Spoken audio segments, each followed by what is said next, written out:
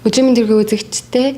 За тэгэхээр та бүхэнтэй хүн намын нийслэлийн хорооны дарга зал зайтай уулзаж цаг үеийн нөхцөл байдлын талаар ярилцахаар ирсэн байна. За тэгэхээр сайн байна уу? Танд энэ өдрийн мэндийг хүргэе. За тэгэхээр одоо 2 жилийн өмнө та манай сайтад ярилцлага өгч Улаанбаатар хотод тулгамдсан асуудлууд болоод тухайн нийслэлийн удирдлагуудыг нэлээд хурц сүмжилж ярьж исэн. За үүнээс хойш та хүн намын нийслэлийн намын орооны дарга болсон байна. За мөн туудахгүй болох орон нутгийн сонгуульд оролцох гэж байна.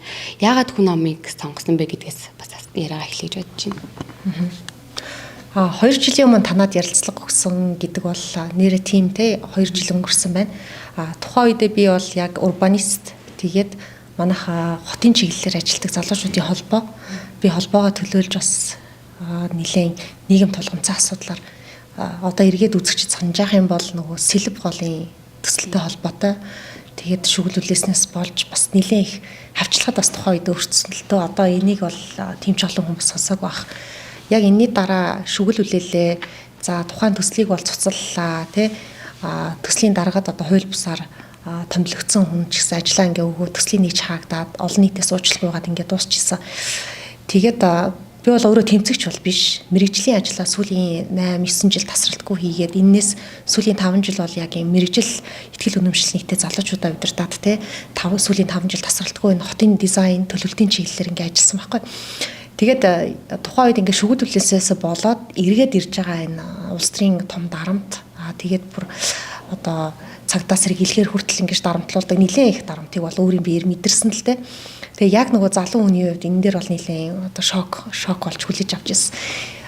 Гэхдээ яг энэ дээр бол хэрэв аргийн хүн одоо юу гэдгийг улс төрийн сонголтыг хийгээд ингээ явахгүй. Миний хувьд бол ийм зүйлийг хэрхэвч хүлээн зөвшөөрч болохгүй.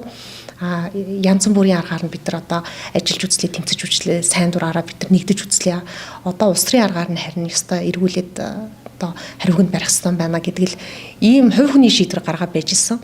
Тэгээд тухайн үед бол нэлээд олон намуудаас яг энэ хотын чиглэл зүйлийн үед мэрэгжилтнүүд дутагдаад байгаа тий хүний нөөц боловсон хүчин бас дутагдaltaй байдаг учраас намуудаас санал ирсэн боловч яг хүн нам бол яг ийм эмэгтэй залуу улс төрч бол ийм органикаар эрүүл хөрсөн дээр ороод өөрийнхөө үзэл бодлыг илэрхийлээд ингээд өрсөлдөх боломжтой ийм таатад халбар юм байна, платформ байна гэж би хараад сонголтоо хийсэн.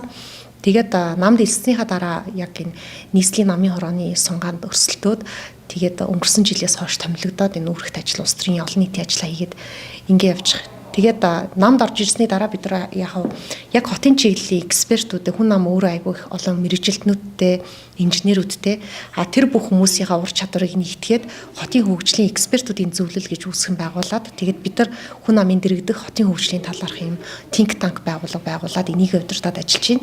Одоо яг энэ суурин дээрээ бид нар нийслэлийн ирээдүйн төлөөлөгчдийн хурал болон дүүрэгт нэр дэвшигч одоо хүмүүсээ бэлдээд орон нутгийн сонгуульд орох гээд бэлтгэл ажиллаа хангаад явж байгаа. За таныг урбанист гэж тодорхойдог тий. Тэгэхээр урбанист гэж чухам мэрэгжил юм уу, мэрэгших юм уу аль нь энийг яг мэрэгжлийнхаа үднээс тайлбарлуул.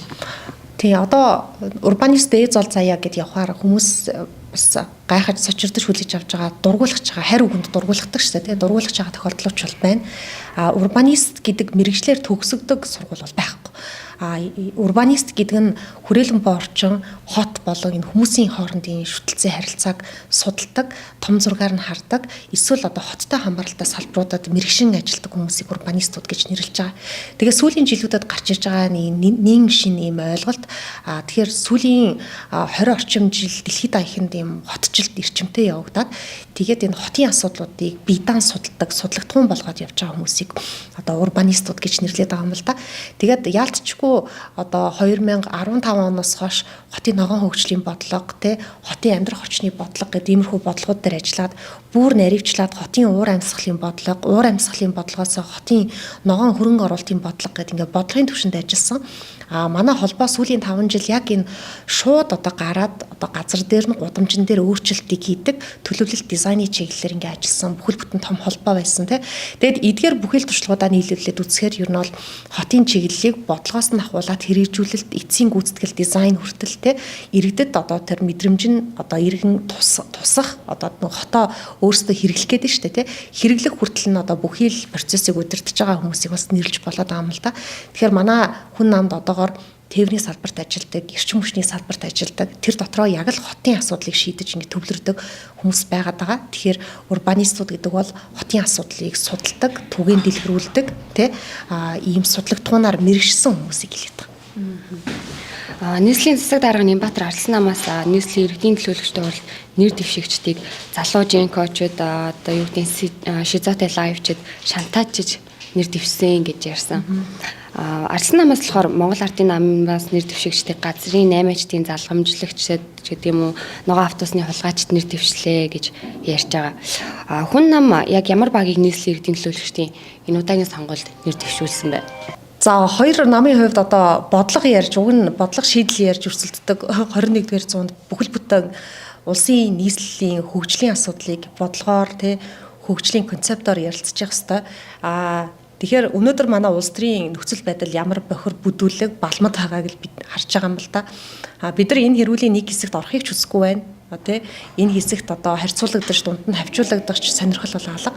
Хүн нам түрүүн хэлсэн хотын хөгжлийн экспертүүдийн зөвлөл нэг манлайлалаар буюу яг л онлынхын дагуу хот ингэж хөгжих ёстой маа гэсэн үзэл баримтлалын дагуу бид нар төлөвлөгчд, архитекторууд, хотын бодлогын чиглэлээр ажилласан хүмүүстэй инженерүүдээ шүүн одоо оруулсан байгаа. Мэдээж 45 нийслэлд нэр дэвшиж байгаа нэр дэвшигчид маань 100% тийм хүмүүс бол мэдээж биш. Манайхан одоо бас юмыг их хитрхи их гуйвалж одоо юу гэдгийг ялзаадаг бас тийм муу замд сурчлаа штэ.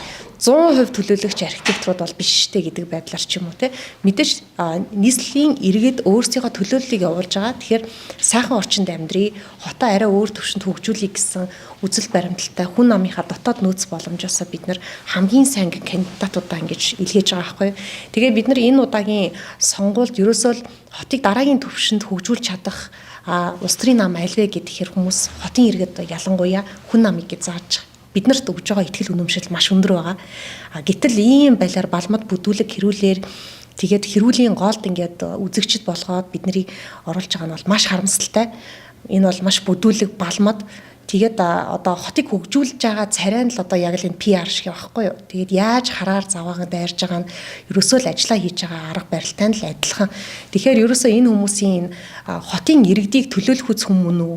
Энэ хүмүүс хотын иргэдийн иргэд гэдэгт нь одоо манай хүүхдүүд орж штэ ирээдүйн иргэдийг одоо энэ хүмүүс төлөөлөх үз рол модел болох үз ийм хүмүүс мөн үү гэж бодвол бас арай өөр асуулт гарах бах арай өөр хариулт гарах бах. Тэгэхээр энэ дээр бол арай жоохон мэрэгжлийн байгаасаа арай жоохон ухаалаг байгаасаа арай орчин үеийн байгаасаа гэж бодож байгаа. Тэгээд би бас нэг зүйлийг ажиглаад байгаа нь бид нар айгүй олон жилийн өмнөөс ингэ Солонгос драмын кино үздэг байлаа шүү дээ. Хэрүүл, урвал, өш хонзон, өшөө авалт мууд үртэй. Одоо бид нар ерөөсөө ийм Солонгос драм үзэхгүй байна Бидний амьдрал өөрсдөө драм болчиход байгаа байхгүй юу. Тэгээ энэ бол маш харамсалтай үйл явдал юм. Тэгээд оюун санааны ёс суртахууны бүр асар энэ гүн доголдол. Тэгээ ийм зүйлд бол бид нар дунд нь орооцолдож энэ намагт нь живэх ямар ч хүсэл алга. Тэгээд энийг нь ялгаж салгаад хүмүүс харин өөрсдөө дүнгээ тавих хэрэгтэй байх гэж бодож байгаа. За нийслэлийн засаг дарга Нямбатар бас хотын дараагаар тэмдэглэгдээд багагүй хугацаа өнгөрлөө. Нямбатрын ажлын хувьд та юу нэг ямар хөө дүн тавьж авав вэ хүмүүднээс? Нямбатар гэдэг хотын засаг даргаыг бид нар сонгоогүй. Улаанбаатарчууд сонгоогүй юм. Энэ хүн улс төрийн ийм алтан үеийн таарад боломжин таарад томилогдож ирсэн хүн. Тэгээд одоо энэ хүний бас нөгөө хийрхэл улс хитрхи тулж гин бүхнийг мэдж гин гэж ойлгож гин бүхнийг чадж гин гэж бас ойлгож гин За тэгээд яг энэ их контент PR энэ их одоо медиа хэвлэлийг худалдаж аваад байгаа хэний мөнгө юм бэ? Нийслэлийн төсөв штэ. Энэ хүн бол бизнес хийгээгүй байх. Бизнес хийсэн бол түүнийг тайлагнах байх би яг ийм бизнес хийгээд ийм хэмжээний хөрөнгө оруулалттай учраас би өөрийгөө рекламдж байна гэвэл бас өөр хэрэг. За тэгээд нэгсэндээ бид нар инфлюенсер хотын даргатай болчлоо.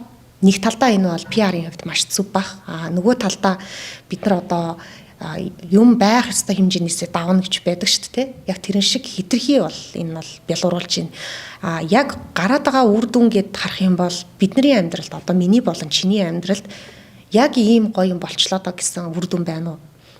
Цаан чи нэг том юм яваад байна хичээгээд байна. Ажил хийгээд ахаас шүлсээ өсчүүллээ гэдэг юм. Ажил хийхдээ бити ялрах. Ажлаа хийх ёстой. Тэгэх гэж та энэ том одоо эрх мэдэл дээр томилогдож бол ирсэн. Сонгогдоод ирсэн хүн бол ажлаа ингээд иргэдийн төлөөлөл болоод иргэдэд үйлчлээд бодлого шийдвэрээ танилцуулаад те зөвшөлдсөд алсын хараагаа харуулад би хотыг ийм хэмжээнд хөгжүүлэх гээд байгаамаа гэдэг төсөөлүүлээд ингээ ажиллах хэрэгтэй. Тэгэхээр энэ хүнд манлайлалын болон ийм менежментийн ур чадвар байхгүй нь бол харагдаж байгаа. Гэтэ хувь хөндлөн гэж би бол дарихгүй. Магадгүй хувь хүн дээр их сайн хүн байж магадгүй, мундаг одоо мужик хүн байж магадгүй. Гэхдээ яг энэ хотыг төлөөлөх үз, энэ том нийслэл хотыг төлөөлөх үз хүмүүн үг бол биш. Дээрэс нь маш хортой юм шийдвэрүүдийг одоо хуулийн аргаар их гаргаж те хуульчилж, журмалж одоо монголчууд бидэнд одоо хууль шиг л их юм алга, журам шиг л их юм алга те стандарт шиг их юм алга. Гэхдээ бодит амьдралд энэ их түүхийн их төсөв яг хайна ороод хэрхэн одоо зарцуулагдаад өнгөрсөн жилд гэхэд жишээлбэл бид нар 23 онд бараг 3 их 80-ийн төсвийг хүрлээ шүү дээ. Сүүлийн 1 жилийн хугацаанд бараг 3 их 80 төгрөг хаашаа орчих. Миний бодит амьдралын чанарт яаж нөлөөлөв? Тэ миний яг өглөө би гэрээсээ гараад хаалгаа одоо үүдээр гарч алхаал ерөөсө хоттойгоо ингээд харилцаж эхэлж байгаа байхгүй юу. Яг энэ иргэн болон хотын хоорондын харилцаанд бодиттой үр өгөөж эрэг таатай уур амьсгал ямар нэгэн суур асуудал шийдэгдсэн юм уу гэвэл үгүй. Тэгээд сүүлд би бас нэг ярилцлага өгсөн гарчгийн олон анхаарлыг нэлээх татаадах шиг байлээ. Утаа төвжрэл гэдэг 2 мангасыг одоо ингээд тижиж тэтгэсээр хагаад эдгээр нь бүр дийлдэхгүй том мангас болчлоо. Тэгээд том мангас байхаар чинь том хоол хэрэгтэй. Том хоолоо өхийн тулд одоо метро гэдэг мега төсөл ярьж байна те. Агаарын бохирдол гэдэг тэгэхээр эрчим хүчний юм том төслүүдийг ярьж байна. Үүгээрээ маш их хэмжээний мөнгө угааж байна. За энэ хүн энэ том мега төслүүдийн ард гарахаар 10 жил 15 жилийн дараах асуудлууд бол яригдана. Тэ гэтэл богино хугацааны шийдэл юмшгээр эдгээрийг оруулж ирээд хүмүүсийн хамгийн их хүсэмжилж байгаа тэр зүйл дээр нь мөнгө хийгээд байна л гэж би бол шууд үгэн. Тэ. Хотын дарга Нимбаатрыг одоо сэлб голын үерээс сэргийлэх нэрээр сэлб голын амийн тасалжлаа. За тэгээ боржуур солилоо гэд иргэд маш их шүүмжилж хандж байгаа. Яг энэ нөхцөл байдал дээр та урбанистны хувьд ямар ерөн дүн тавьж байгаа вэ? Сэлб голын асуудлыг бид нар өнгөрсөн миний санаж байгаагаар 3 сарын сүүлээр засаг даргын орлогч байсан Номин Чимэг тий одоо их хурлын гишүүн болсон засаг даргын орлогч байхдаа надтай зөвшөлдсөе гэд миний утсыг аваад холбогдоод тэгээд энэ сэлб голын энэ бургасыг ингээд авах нь зөв юм уу буруу юм уу юу гэж бодож байна гэд. Тэгээд олон улсын туршлагаар ерөнхийдөө энэ экологийн экосистемийн бүрдэл хэсэг бол яалтчгүй энэ тэг бутлаг ургамал хөрсөндөө эн чинь ингээд нэвчилт тэ усны нэвчилтийг шингээлтийн үүргийг бас гүйцэтгэдэг. Тэгээд ерөнхийдөө бол бид нар энэ дээр тэгж болохгүй шүү. Тэ энийг маш сайн одоо экологчдтай ярилцах хэрэгтэй. Энэ талын олон улсын судалгаануудыг одоо үерийн нэрслээс яг энэ бутлаг ургамлууд чинь хамгаалдаг байхгүй юу? Одоо жишээлбэл Шанхай хот гэдэгэд чинь эргэн тойрон ерөөсө бутлаг ургамал нэмж тарьж байгаа. Тэгээд ийм далайн төрөлхийг бас бууруулахын тулд энэ одоо томоохон бутлаг ургамлуудыг шинээр тарьж одоо суурлуулж. Тэгээ иймэрхүү жишээнүүд бол байдаг. Та бүхэн энэ дээр маш болгоомжтой хандах хэрэгтэй гэхэд ер нь бол за олон улсын экспертүүд ирсэн байгаа бид нар зөвшөлдсөж байгаа эргээд холбогдно гэдгсэн. Тэгээд үүнээс нэх бодлого бол ерөнхийдөө маш их хэмжээний одоо экологийн сүрэлд авчирлаа шүү дээ тий. Тэгээд одоо би сая сүүлдээ явахад харахад бол битүү цемենтлээд хайж ийлээ л тий. Тэгэхээр цемент бол усыг бол шингээхгүй тий. Тэгэхээр юу болж өнгөрөх вэ гэхээр урт хугацаанд энэ бол бас дахиад дараагийн гамшигт үзэгдэлт бол тий нэлээд их сөрөг үр дагавартай. Тэгээд цементтэй ихэнх улс орнууд ингээ буулгаад нэмж ногоон ургамлыг шингээлтийн зорилтоор тарьж байгаа тохиолдолд тий энэ бол ерөөсөө хотыг хөгжүүлдэг арга барилын онол аль хэдийнэ туршигдсан байхгүй. Би мундагдаа тэрийг чинь мэдж байгаа асуудал бол биш. Дэлхийн бүх амжилттай явах хотод 20-30 жилийн өмнө энэ биш юм байна. Одоо ингиа гэдэг ингээд шин түвшинд гарч байгаа технологи байхад тэрийг нь авахгүйгээр ингээд хоцрогдсон байдал. Яг энэтэй адилхан бордюр дээр те бордюр олон нийтийг бухимдууллаа, талцууллаа, маш их нийгэмд стресс үүсгэлээ. Тэгэнгүүтээ бордюр солих шаардлагагүй технологиг бид нар нээж илрүүллээ гэж ярилцлага өгч байгаа жишээтэй энэ мандуул гэдэг орлогч нь.